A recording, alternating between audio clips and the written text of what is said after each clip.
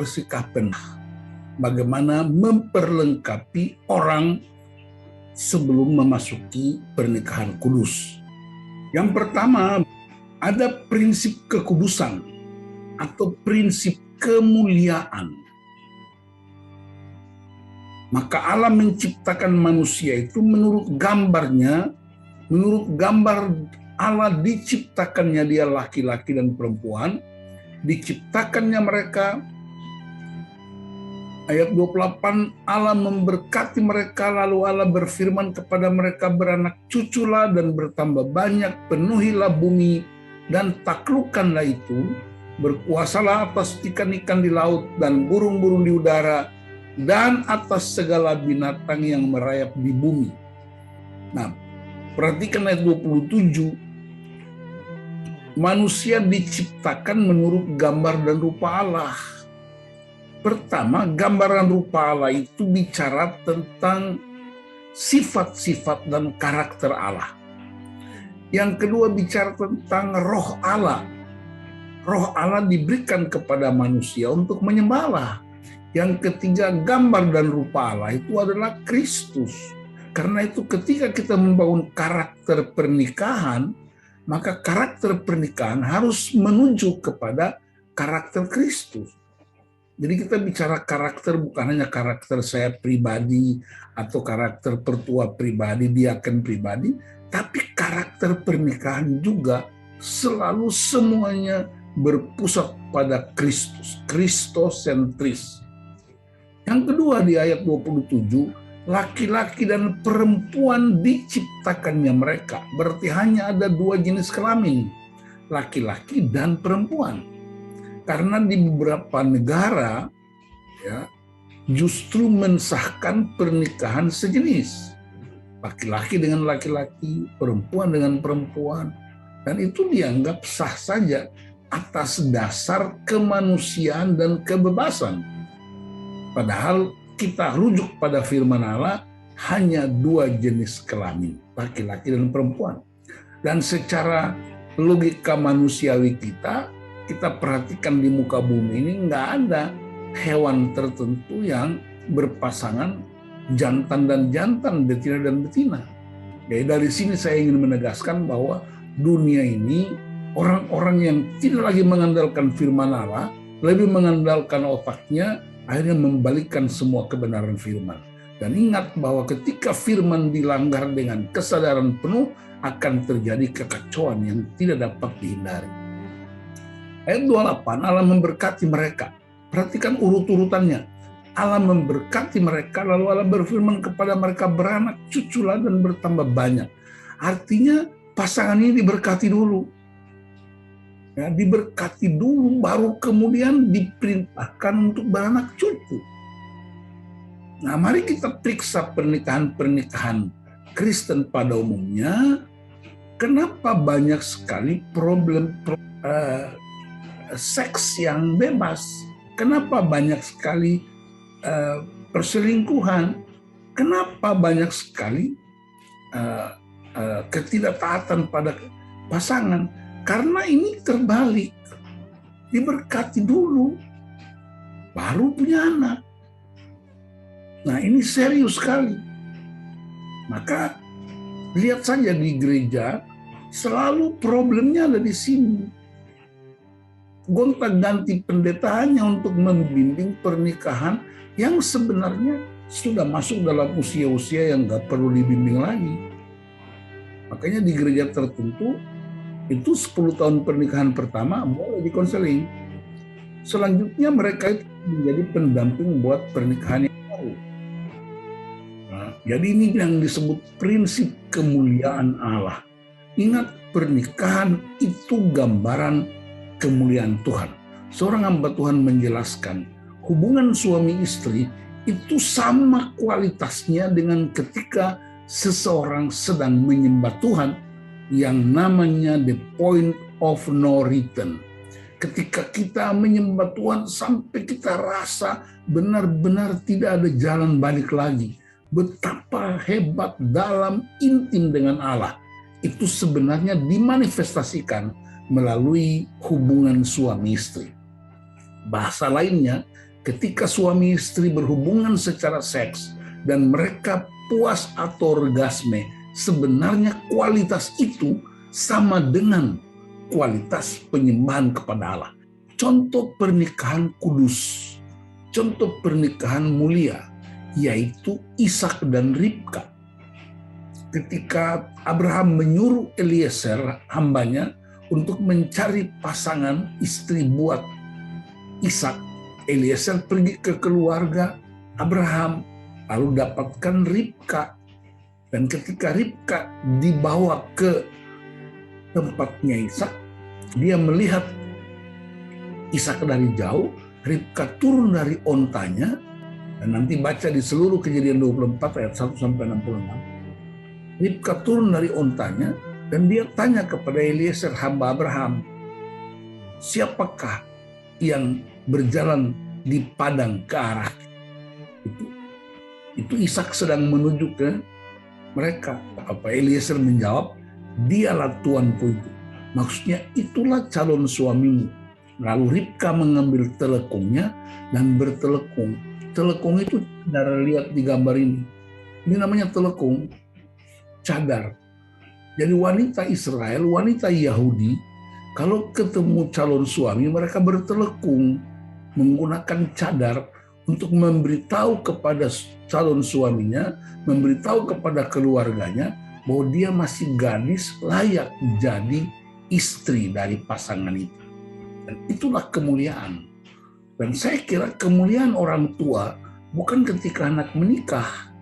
Kemuliaan kita sebagai orang tua ketika anak-anak kita baik gadis maupun pria masih hidup dalam kekudusan dan mereka melangkah memasuki pernikahan. Itulah sebenarnya kemuliaan keluarga, kemuliaan orang tua. Itulah kehebatan pembinaan, pemuritan di dalam keluarga. Nah, yang kedua, prinsip kesepadanan. Pernikahan itu sepadan. Ayat 18-23, Tuhan Allah berfirman, tidak baik kalau manusia itu seorang diri saja. Aku akan menjadikan penolong baginya yang sepadan dengan dia. Perhatikan ini. Lalu Tuhan Allah membentuk dari tanah segala binatang hutan dan segala burung di udara. Dibawanyalah semuanya kepada manusia itu untuk melihat bagaimana ia menamainya, dan seperti nama yang diberikan manusia itu kepada tiap-tiap makhluk yang hidup, demikianlah nanti nama makhluk itu. Bapak Ibu perhatikan di sini, Tuhan bilang sama Adam, tidak baik kau seorang diri. Tidak baik itu artinya tidak boleh enggak ada hubungan. Karena Allah Tritunggal itu Allah yang berhubungan, berkomunikasi, tidak bisa hidup independen. Maka Allah bilang kepada Adam, tidak baik kau seorang diri, dan aku akan menjadikan penolong baginya yang sepadan. Perhatikan kata sepadan ini. Tidak ada yang subordinasi, tidak ada yang lebih tinggi dari yang lain. Sepadan artinya sama-sama gambar dan rupa Allah, sama-sama diciptakan Allah, sama-sama kodrat ilahi. Nah, lalu Tuhan tidak langsung kasih manusia atau perempuan, tapi setelah itu Tuhan kasih binatang-binatang kepada Adam, dan Adam menyelidiki satu-satu. Adam kasih nama semuanya, dan ternyata Adam tidak menjumpai penolong yang sepadan dengan dia. Lihat ini. Manusia itu memberi nama kepada segala ternak, kepada burung-burung di udara, kepada segala binatang hutan, tetapi baginya sendiri ia tidak menjumpai penolong yang sepadan dengan dia. Allah sudah tahu pola pikir manusia.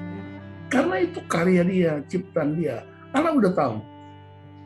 Maka Allah membangun kecerdasan intelektualnya pria ini, bahwa segala makhluk di muka bumi ini enggak ada yang sepadan dengan engkau.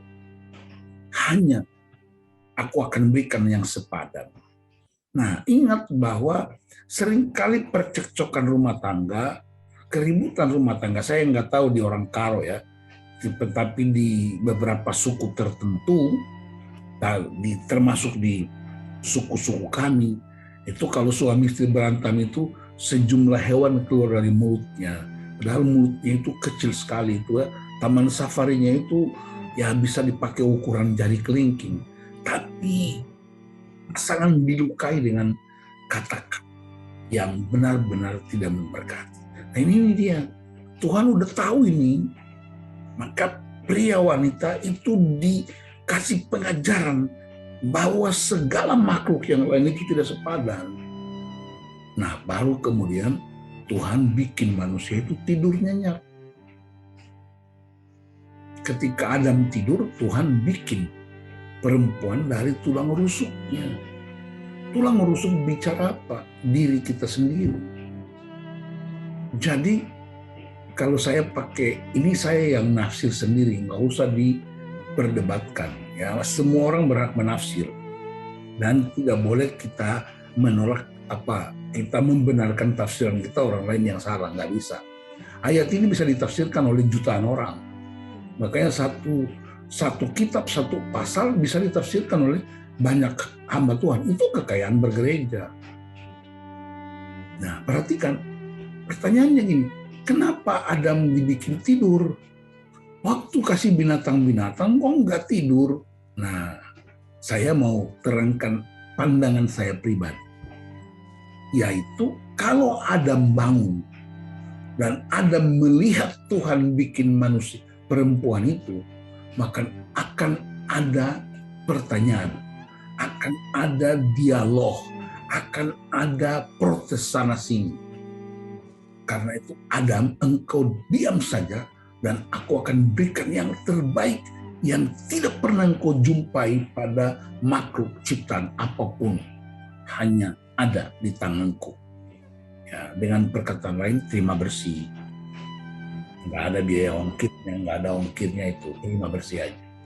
Dan itulah yang membuat kemudian kita punya kesadaran tentang penghormatan atas pemberian Tuhan.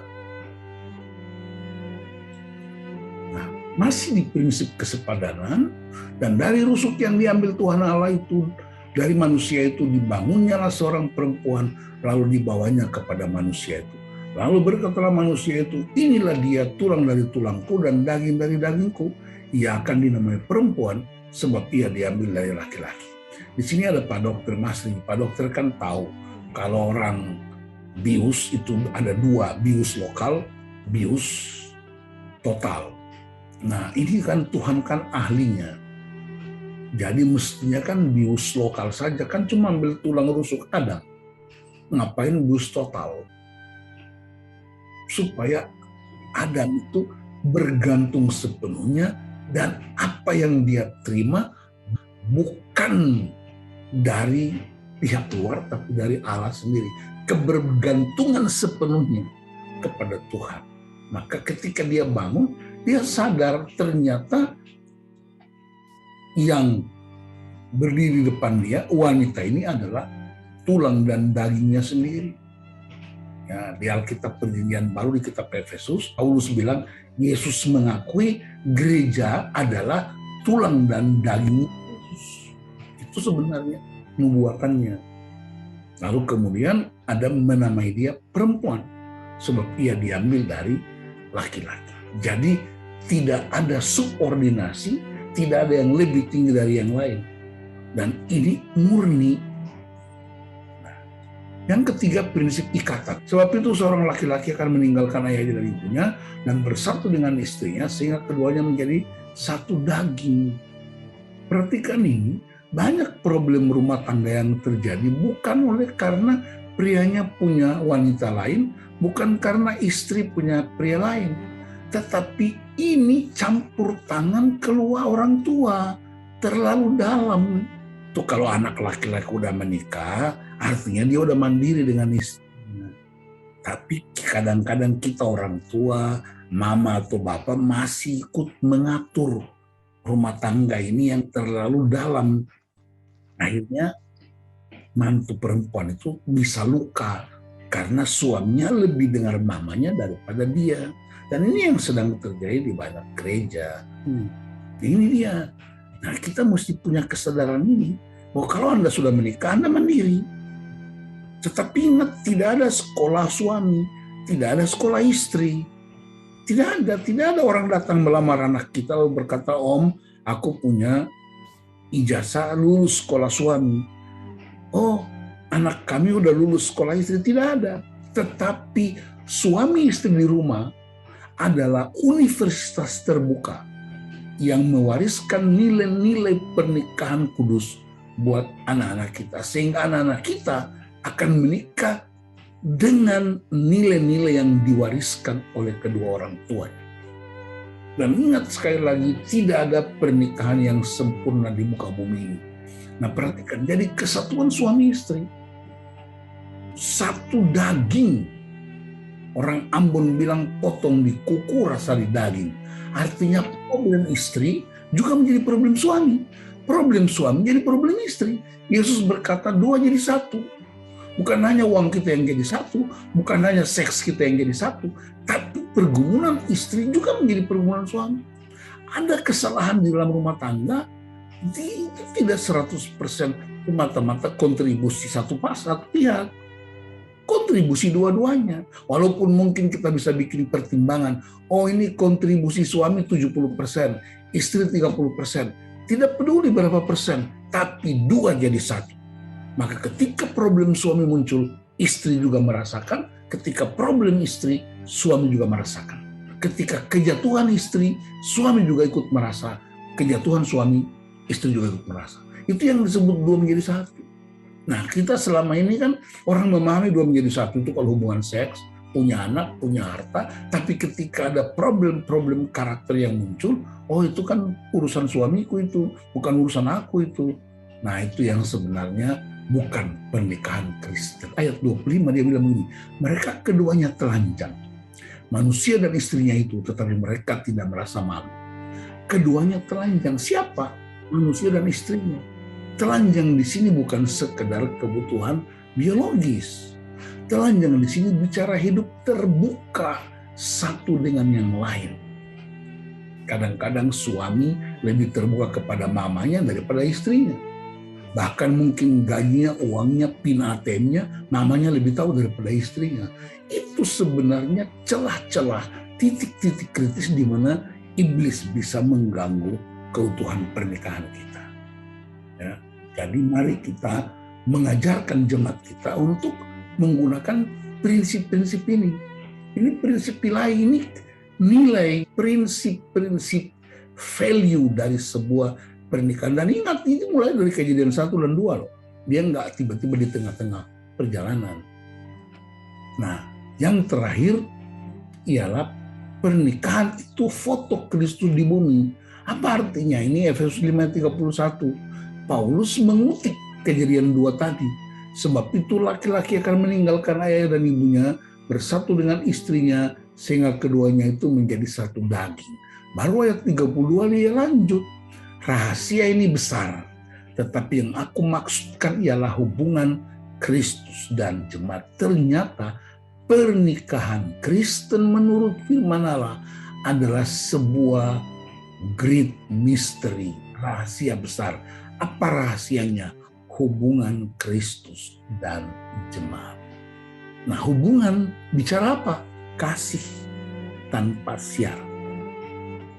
Jadi, kalau semua orang Kristen mengerti bahwa pernikahannya bukan karena laki-laki perempuan saja, orang Kristen kalau mengerti bahwa pernikahannya itu adalah memamerkan Kristus bagi dunia, maka orang akan begitu hebat menghormati pernikahan itu. Memang tidak ada yang sempurna, termasuk pernikahan kami. Ada saja problem-problem yang kita hadapi, suami istri, cara pandang terhadap kebutuhan, cara pandang terhadap anak-anak kita, cara mendidik anak-anak kita, berdasarkan latar belakangnya. Saya orang Ambon, dari Tanimbar, istri saya orang Dayak, punya pola pengasuhan yang berbeda di rumah tangga kita dulu. Ya, tapi begitu menikah mestinya semua pola-pola kita dari keluarga lama itu gugur, kemudian kita pakai pola bersama berdasarkan firman Allah. Sehingga kita tidak kekeh dengan budaya kita, tapi kita dengan budaya kerajaan Allah. Nah karena itu semua orang dilatih bahwa pernikahan Kristen itu memamerkan foto. Kenapa disebut foto Kristus? Karena begini, foto itu ada frame-nya. Nah, kalau kaca atau cermin atau frame foto itu rusak, bawa kembali kepada siapa? Kepada ahlinya. Kalau kita beli gambar di pasar, lalu kemudian suatu ketika gambar itu frame-nya rusak, maka kita balik ke tempatnya untuk diperbaiki lagi. Nah, pernikahan itu, dia bisa nggak rusak? Bisa. Bisa terganggu nggak? Bisa. Kenapa? Karena kita masih manusia darah dan daging. Tetapi bisa nggak diperbaiki? Bisa. Siapa yang perbaiki? Ahlinya. Di mana itu? Di salib Kristus itu. Darah itu sanggup untuk memulihkan, membangun ulang kesadaran baru bahwa kami merusak pernikahan kami dan kembalikan kepada pemilik pernikahan. Siapa yang mendirikan pernikahan? Allah, bukan manusia. Allah yang inisiasi pertama mendirikan pernikahan, dan Allah bertanggung jawab untuk pernikahan itu. Buktinya sampai dia utus anaknya mati hanya untuk gambarnya dipulihkan kembali. Karena gambar Kristus itu adalah karakter. Gambar pernikahan kita adalah karakter Kristus. Kalau ini menjadi pemahaman gereja bersama, dan bagi keluarga-keluarga Kristen, bagi keluarga-keluarga orang tua, maka kita nggak usah ceramah seperti ini, tapi kita praktikkan sehari-hari, sehingga anak-anak kita tidak akan mendengar kata-kata kotor dari mulut orang tuanya. Nah, mereka terdidik, terbangun untuk hidup dalam kemuliaan. Mereka melihat orang tuanya, suami istri begitu akrab, santai, dan nikmati kehidupan. Anak-anak kita akan dapatkan nilai. Besok-besok dia akan menikah dengan pola yang diwariskan. Jadi ini ada 4 prinsip pernikahan ilahi menurut Kejadian 1, 2, dan kitab Efesus, yaitu kemuliaan, prinsip kesepadanan, prinsip ikatan, dan prinsip demonstrasi gambar Kristus di muka bumi. Bahwa darah Kristus itu membersihkan seluruh dosa kita. Pernikahan kita dan keluarga kita hanya tertuju kepada otoritas Kristus. Saya berdoa supaya persiapan-persiapan semacam ini menjadi pengajaran penting buat anak-anak kita membangun keluarga yang sehat dan kuat. Tuhan Yesus memberkati. Amin.